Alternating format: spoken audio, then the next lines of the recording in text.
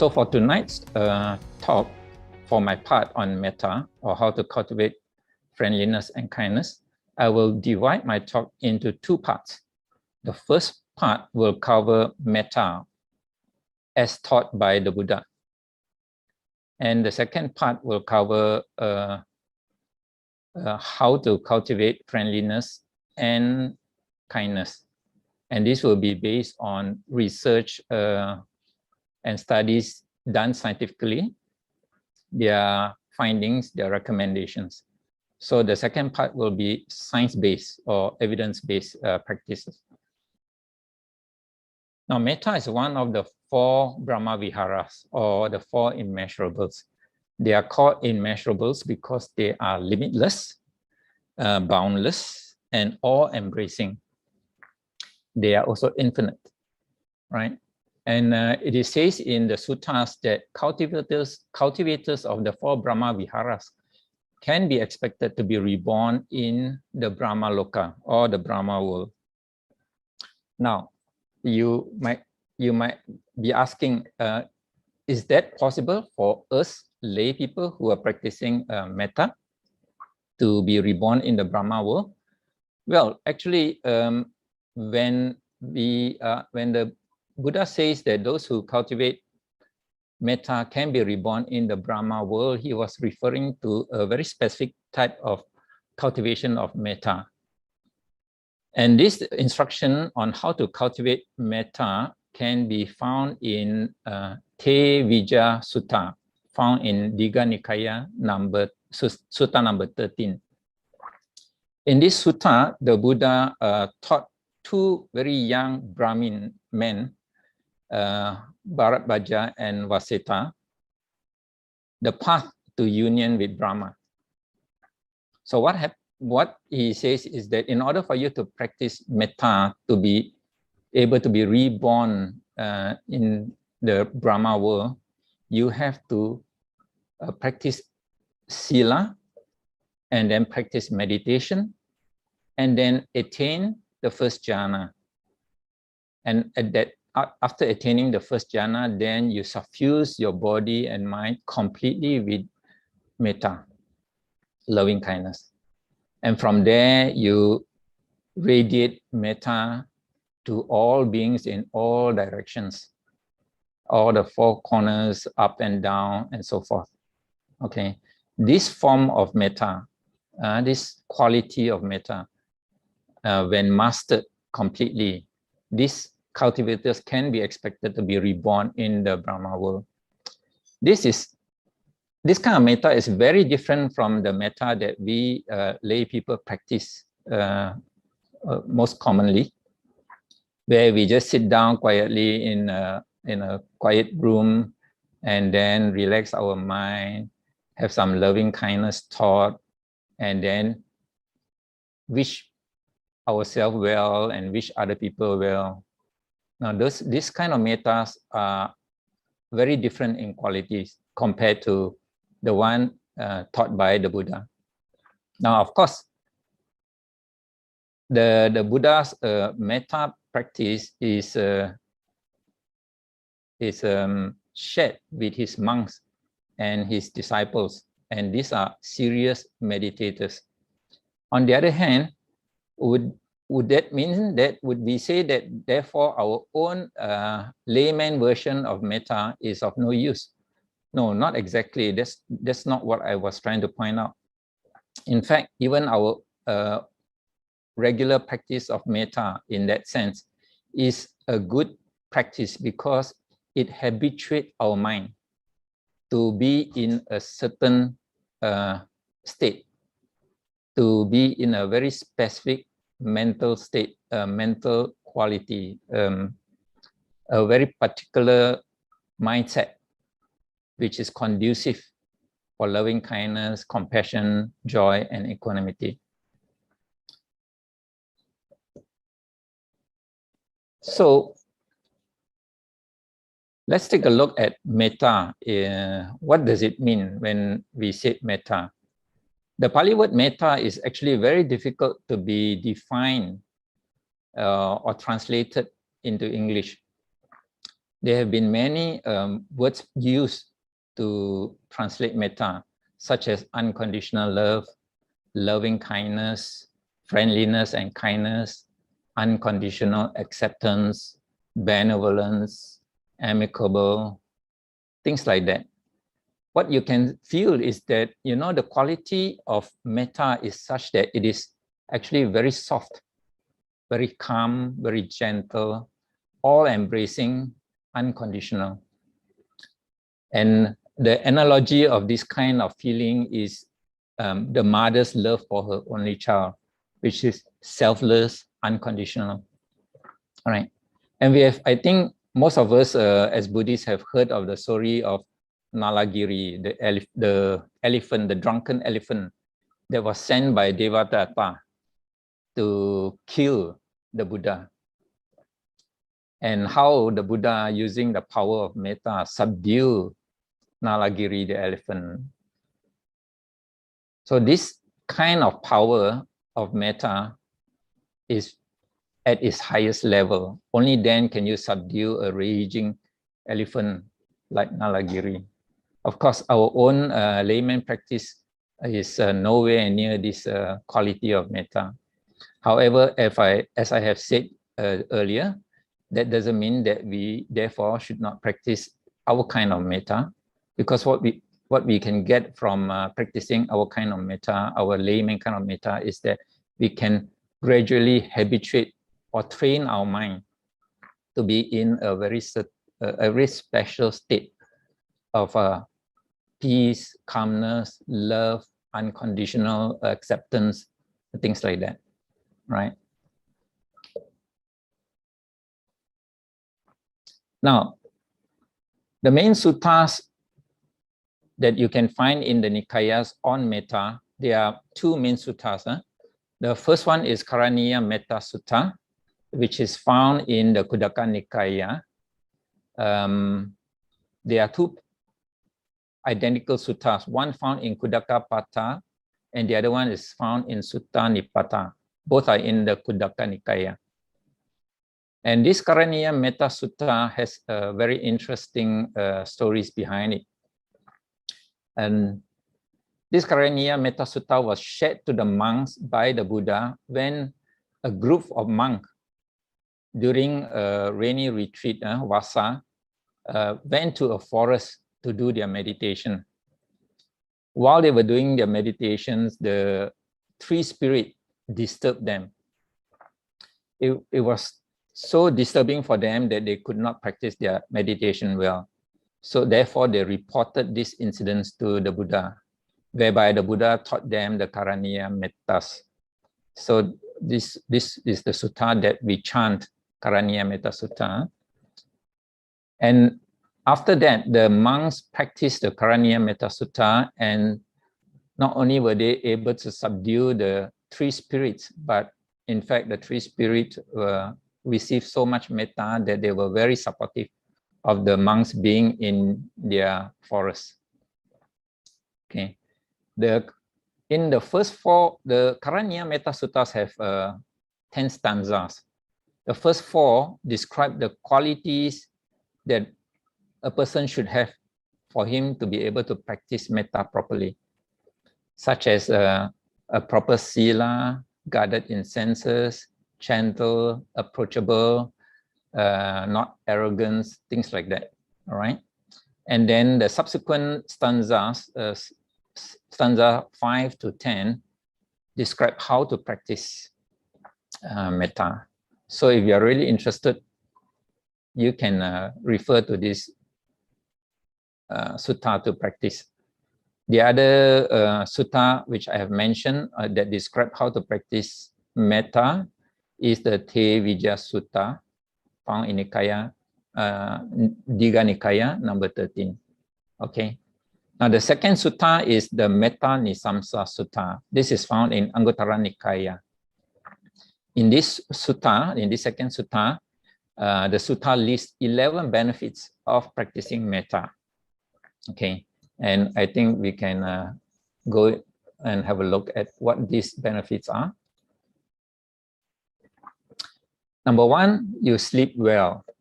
those who practice metta sleeps well, sleeps easily, falls asleep without problem. Number 2, you wake up happy. Number 3, you had no bad dreams. Number 4, you are loved by humans. Number 5, you are even loved by non-humans. Number 6, you are protected by the devas. Number 7, one cannot be harmed by fire, poison, or blade. I think for that to happen, your quality of metta has to be very, very high. No? Number 8, the mind concentrates easily. When the mind is peaceful, when the mind is relaxed, it concentrates easily. Number 9, your face is clear and bright. Number 10, when you die peacefully. And lastly, number 11, when you die, you can be reborn in the Brahma Loka, the Brahma world. Okay. Now, I have mentioned earlier that the mind of metta is very specific, very special. It's not the normal quality of mind that we have that we use on a day-to-day basis. It is unconditional acceptance of what is. Okay, unconditional acceptance of what is. For that to happen, that means you accept it without even any degree of resistance within you. This is at the highest level of our practice, of course. If you are new to it, there will be some resistance, and that's how we need to work through those resistance. You have unsullied or untainted bias. The mind is unsullied or untainted by bias, beliefs or views, whether consciously or unconsciously. And it is attained through the knowing mind or the intuitive mind rather than the thinking mind. Okay. So the kind of metta that you practice, that you have, the quality of it will be dependent on the purity of the mind that you have. Okay. Now, I saw this slide, or I saw this picture shared in Facebook. So I thought it was very useful in the sense that this Lumpur talk about the fact that everything beyond just knowing is extraneous. It's frivolous. Anything beyond just knowing is frivolous. That means to say that when our mind is at peace, all the other thinkings that appear is just drama. It's just addition to our experience. It's all pure drama. So if you want to practice metta, you want to reduce this thinking mind, gradually reduce the thinking mind. And to do that, you will need to have a certain degree of mindfulness practice and meditative practice.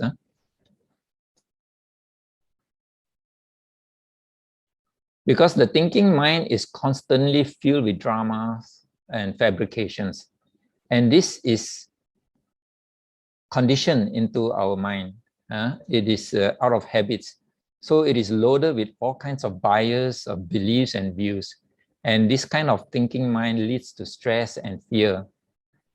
And therefore, we are constantly anxious, full of anger, violence, and totally uncomfortable with ourselves.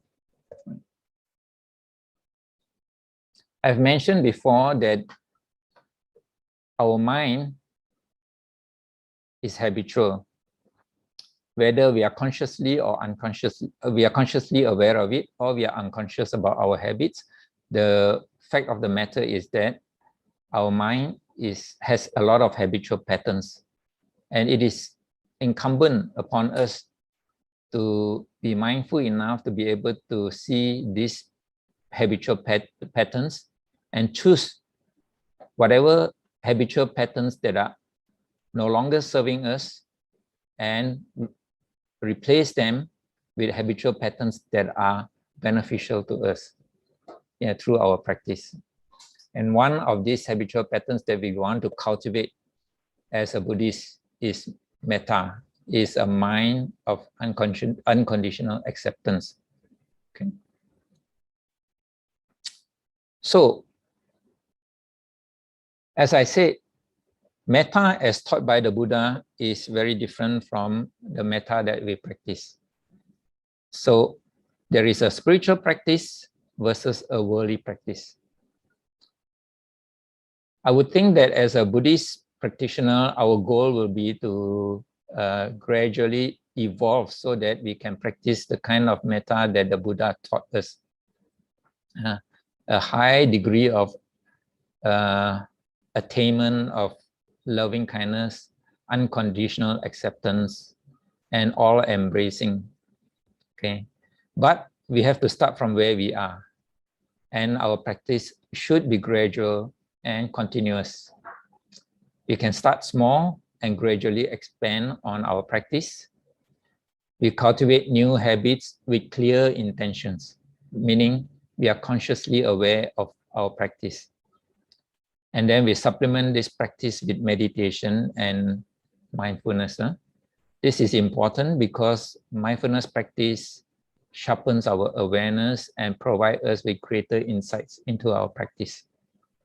Okay, so this is all I'm going to cover for metta as taught by the Buddha, because the second part I would want to spend a little bit more time to elaborate, since those are probably more practical for those of us lay Buddhists who have not decided to renounce yet.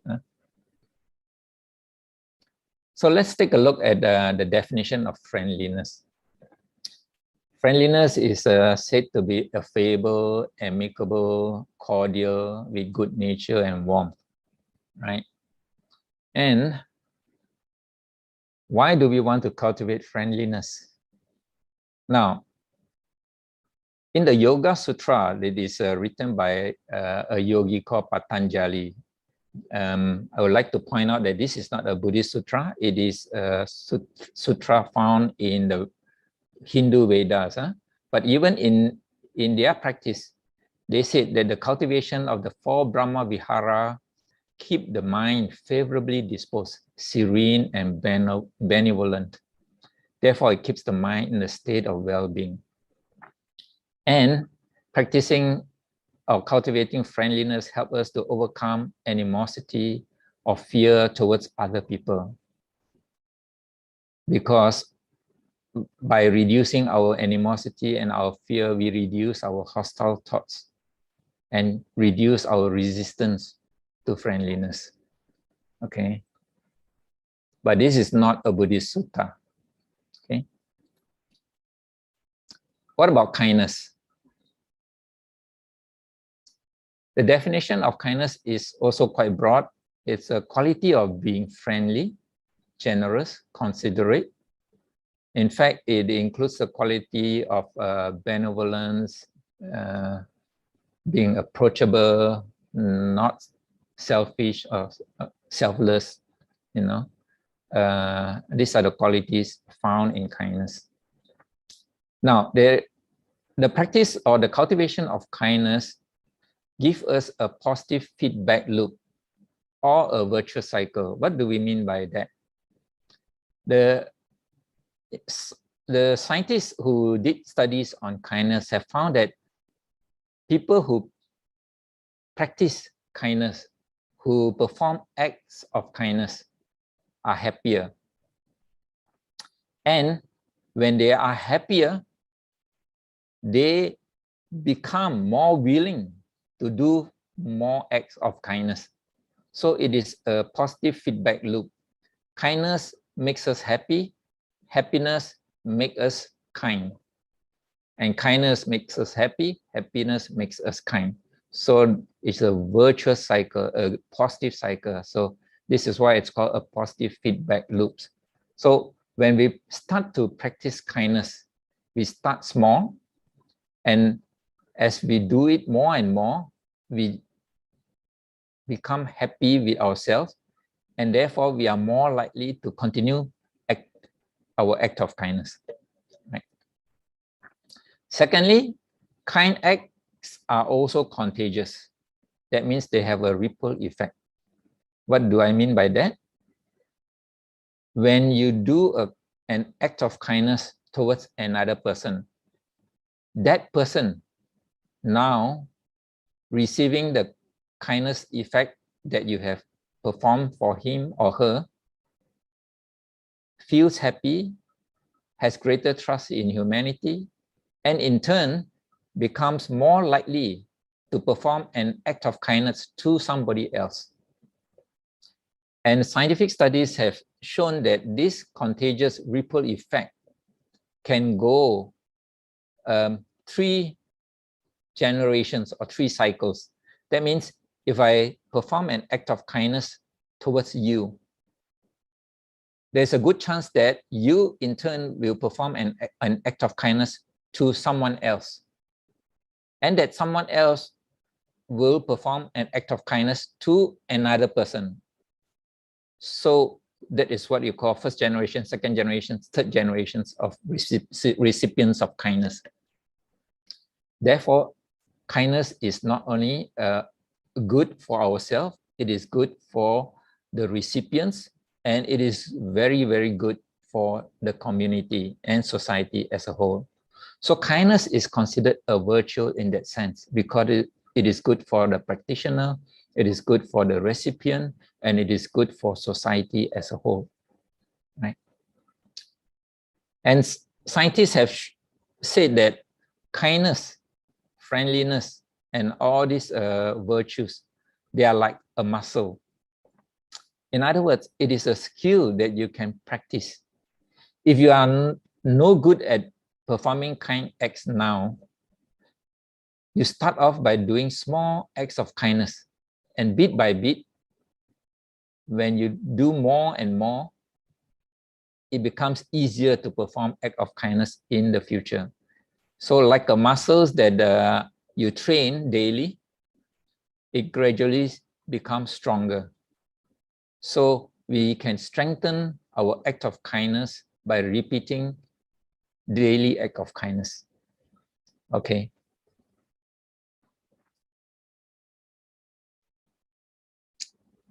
Scientific studies have also linked kindness and generosity to some really good benefits of the practitioner. Number one is a greater life satisfaction. What this means is that people who act kindly and are generous generally feel happy with themselves and feel happy with their life and feel as if their life has a purpose, has a meaning. So they are more fulfilled in that sense, right? And therefore they become more contented with the life that they have. Right? Then secondly, kindness and generosity is linked to stronger and better relationships. Now, if you, two scientists, they are related, the husband and wife team, John and Julie Gottman from the Gottman Institute, studied kindness and generosity for more than 30 years. And they list down all the various traits and qualities that is important in a relationship that can keep a relationship strong and healthy. And they found that when you cut down all the traits and choose only the most essential traits for a good relationship, kindness and generosity stands out, right? So if you have kindness and generosity in a relationship, then the relationship can grow stronger and more lasting and more loving. And this is in opposition to if that relationship has traits like hostility and contempt. Contempt and hostility are the opposite of kindness and generosity. They break the relationship. If you have contempt and hostility in your relationship, you can be very sure that sooner or later it will break up, right? On the other hand, if you practice kindness and generosity, in your relationship. And when I say relationship, we are not only talking about interpersonal relationship. This also applies to intrapersonal relationship, meaning your relationship with yourself. When you are kind towards yourself, you tend to love yourself more, be more comfortable in your own skin, and be more contented, and have a stronger self-confidence, self-worth. And because you have a greater self-confidence and self-worth, you have greater trust in the future of your life, in the outcome of your life. And this is called, this in turn will further make you more susceptible to more acts of kindness. So this is again a positive feedback, right? So intrapersonally, you have to be kind to yourself. Interpersonally, kindness and generosity strengthen relationships in a marriage, between parents and children, between siblings. It also strengthens relationships at workplace, even strengthen or create new relationships with strangers. Okay, so kindness and generosity is very, very useful in that sense. In addition, kindness and generosity improve your mental and physical health, both mental and physical, not just mental, but also physical health. In fact, if you, a lady scientist by the name of Candace Pert wrote a book called Molecules of Emotions. And in that book, she described how positive emotions like kindness and generosity can trigger a cascade of bio and physiological reactions in the body that eventually lead to a boost in our immune system. And this boost in our immune system can help us to live longer, live healthier, even improve our blood pressure, reduce our blood pressure, and strengthen our heart. Okay, so there are a lot of benefits that you can derive from when you practice kindness and generosity. So now we are going to take a look at 3 research-based ways to cultivate kindness. And I get this from the Greater Good Science Center, their website. First is how to cultivate feelings of kindness. Second, how to boost the happiness we get from kindness so that it increases.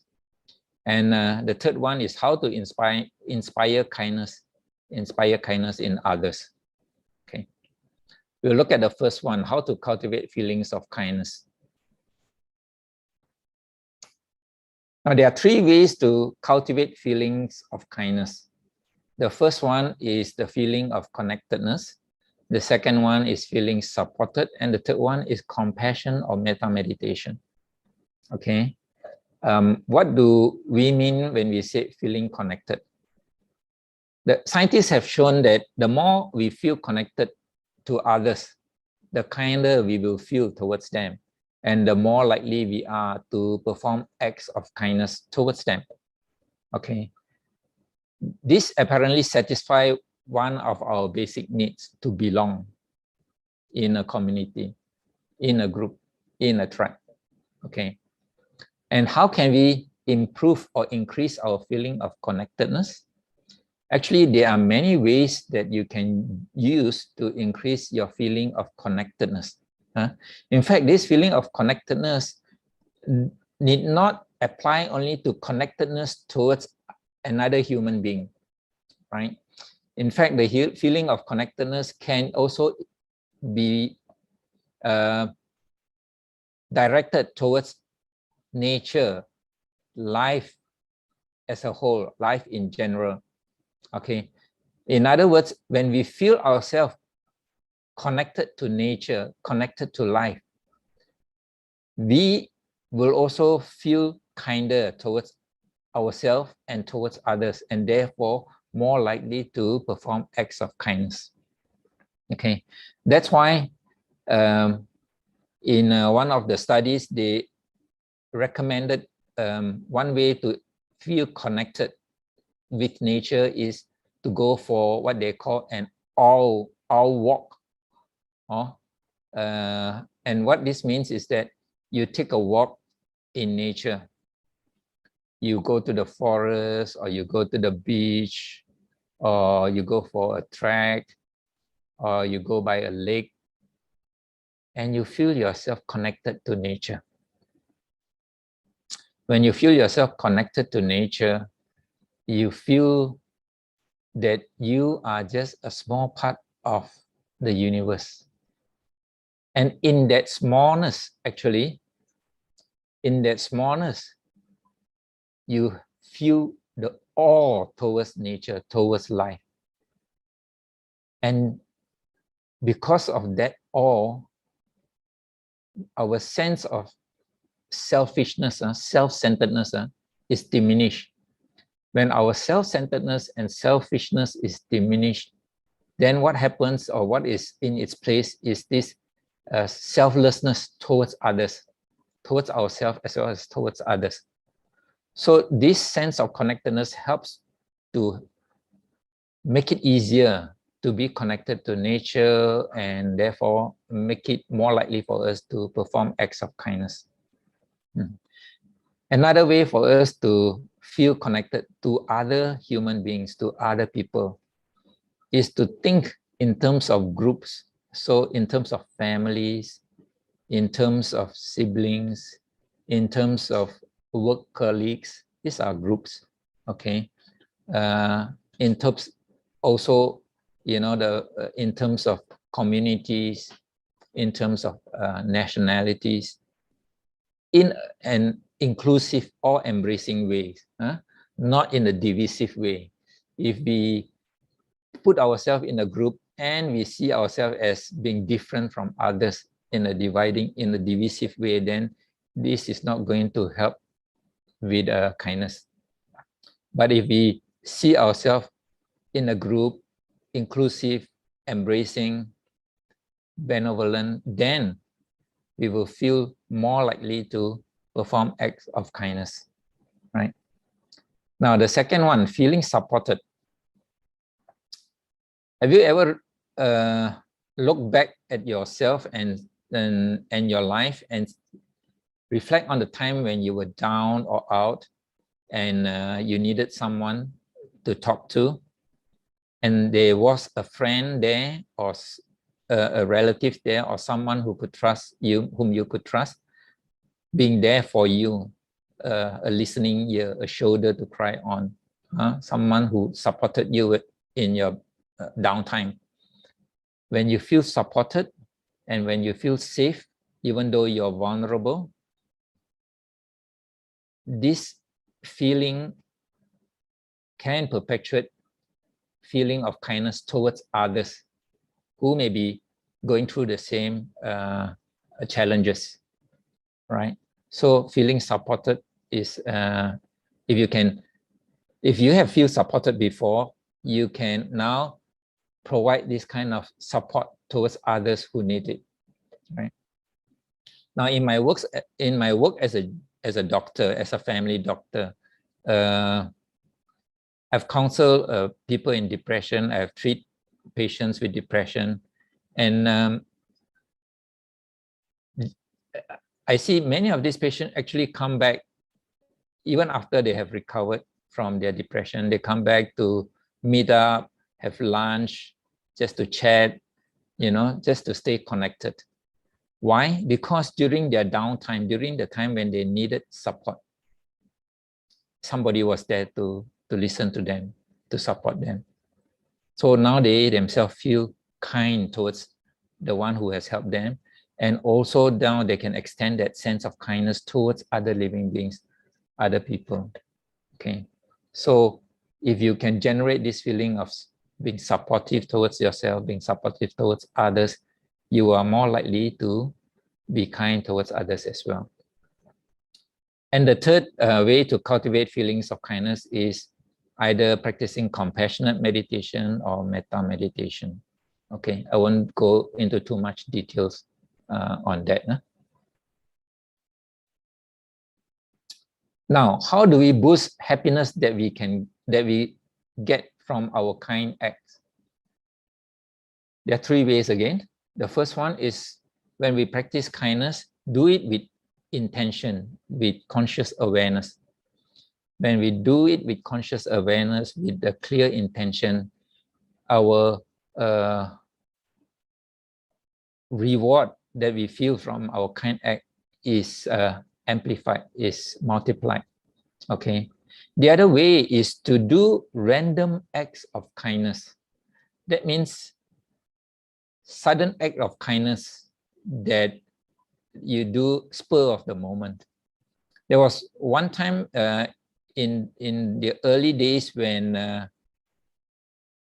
toll gate collects only coins. There were no touch and go and tax, things like that, where you only pay with coins. There was once when after I reached the toll gate, I paid for my toll gate, and at the same time, I paid for the car behind me out of the spur of the moment. Now, I don't know the driver behind me. I have not met the person. I don't even know who that person is. But that random act of kindness towards this person, this total stranger, may hopefully triggers the feeling, the same kind of act, kind act that he might do towards others, you know, pay forward towards others. So this kind of random acts of kindness can be very contagious as well, right? And there are many, many ways to do these random acts of kindness. There are even many websites that give you suggestions on what are the various random acts of kindness you can perform. Okay, so if you are really interested to try this, you can search the keyword random acts of kindness, and they will give you all kinds of suggestions. Okay. Now the third one, to help us to boost happiness that we get from kindness, is to make givings feel good. And how do we do that? We do that by when we ask people to be generous, for example, or when we want to be generous, or when we want to ask people to be generous. Don't compel them to do it. Give them a choice. When you are given the freedom of choice, you are more likely to say yes, rather than when you're compelling them to do so. In addition, a person who is compelled to act generously don't have that gentle, kind mindset, you know, that state of mind. So that quality of giving is diminished. On the other hand, if you give them a choice, they willingly act out in kindness, that is a totally different kind of kindness. The quality is very much greater, right? Another way to make givings feel good is to make a connection. That is to say that, for example, in your office with your colleague, sometimes you may want to give your colleague a treat. Okay, one way to give your colleague a treat is, of course, to just buy him or her lunch, order, send it to the office and pass it to that person. But to make a greater connection, you can actually invite that person to go out for a lunch with you, so that you can have a conversation, get to know that person deeper, better, so that you have that personal connection with that person. Okay, so making a connection can boost the happiness that we get from our kind act. And thirdly, learn the impact of the kind act. So when you buy when you want to do an act of kindness, say a donation towards a charitable organization, okay, don't just give in terms of money or in kinds, but also follow up to see what this donation has done, has impacted the recipients. Okay, so follow up on the impact of your kind act in that way can encourage other people to be kinder as well. And having seen the impact of the kind act, the positive impact of the kind act, we also get a boost to our own happiness. Okay, and when we are happier, we are more likely to perform more acts of kindness.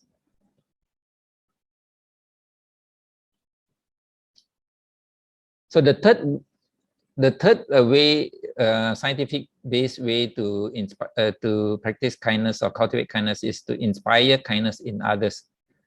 Okay, and again, one of the ways to inspire kindness in others is to remind others of our connectedness to each other. Right.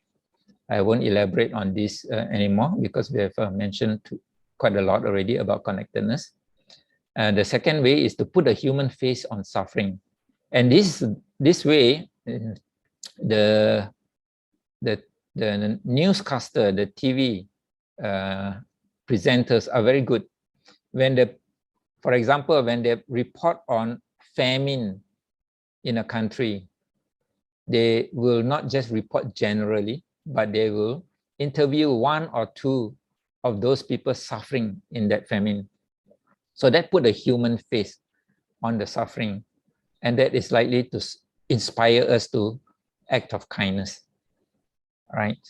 Okay.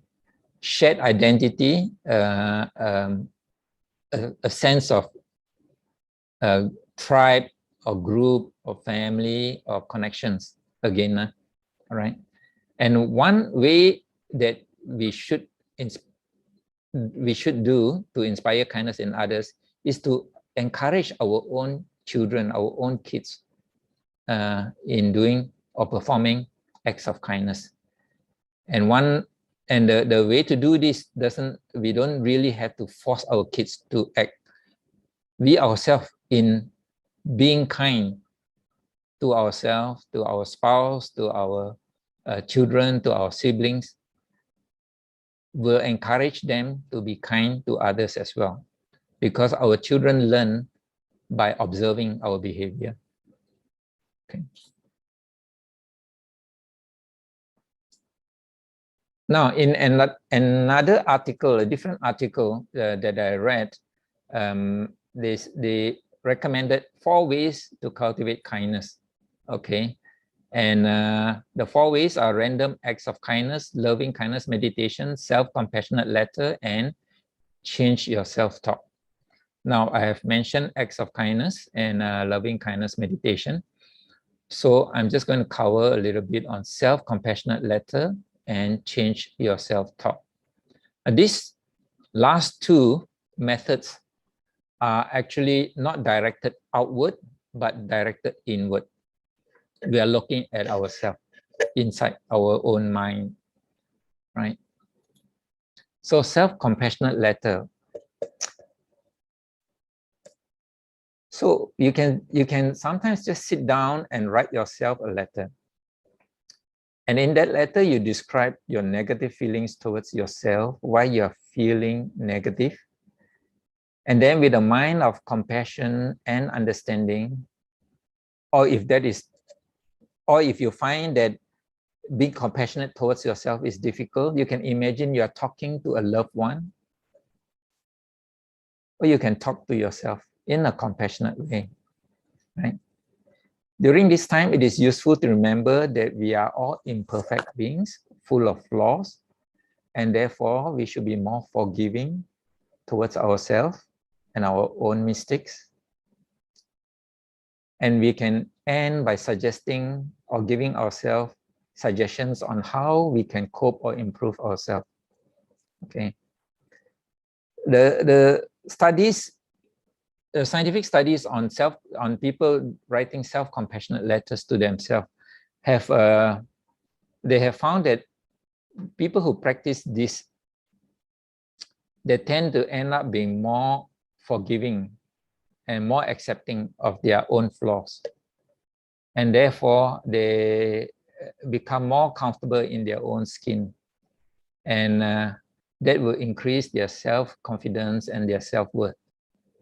And with the increase in self-confidence and self-worth, they are more trusting towards life, towards others, and therefore they tend to become more hopeful.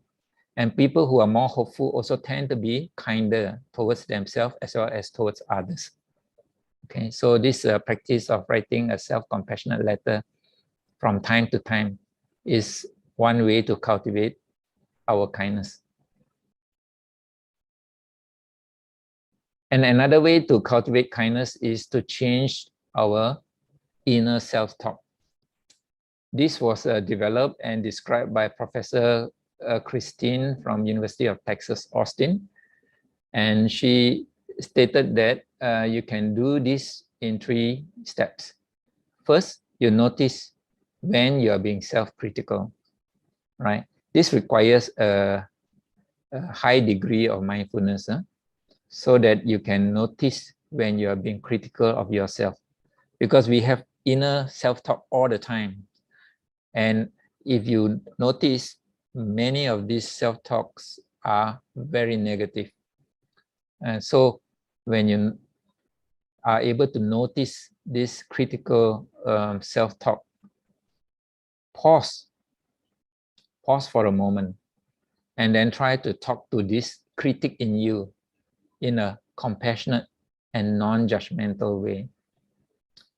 Be kind, and try to reframe the critic's observations in a kinder way.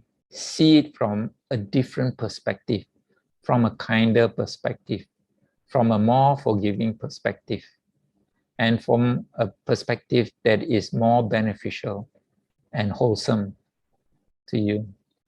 So in this way, you can increase this way also helps you to